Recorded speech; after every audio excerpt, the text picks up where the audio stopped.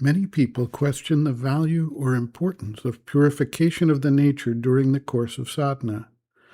They express the idea that purification is unnecessary, either because the external world is an illusion and should be disregarded entirely, or because the concept of freedom implies that they can do whatever they are moved to do. They convert purification into a moral code issue and assign specific external moral and ethical values to act as the guidelines for purification.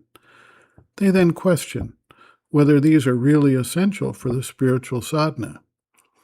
Some take up practices that act as a form of justification for actions that the moral code may restrict, with the sense that attaining freedom from the strictures of the external ego consciousness includes freedom from those essentially societally driven moral and ethical codes.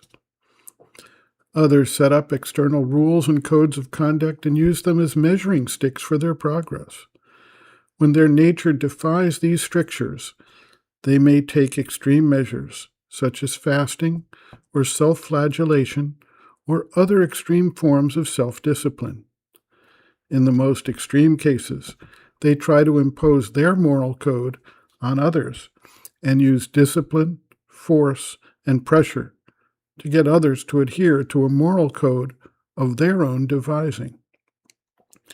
Neither of these approaches, however, meet the intention or benefit of purification as set forth by Sri Aurobindo.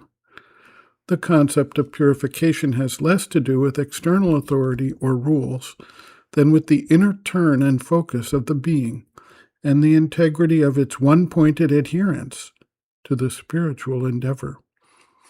Purification is, in its essence, a process of tuning of the nature towards the divine and separating out the signal of that energetic relationship from the noise of the numerous potential distractions available to the body, life force, and mind of the ego personality.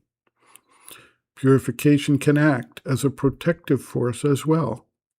The intensity and integrity of the focus protects the seeker from the enticements, allures, bribes, or pressures that can move the ego when it begins to experience the larger reality, in particular, the vital worlds and beings that populate that larger frame of existence, and which may try to capture and use the energy of the individual if there's any touch of ambition, desire, greed, fear, or vanity that they can latch onto.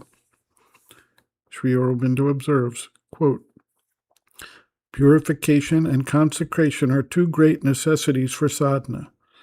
Those who have experiences before purification run a great risk. It is much better to have the heart pure first, for then the way becomes safe. That is why I advocate the psychic change of the nature first, for that means the purification of the heart, the turning of it wholly to the divine, the subjection of the mind and the vital to the control of the inner being, the soul.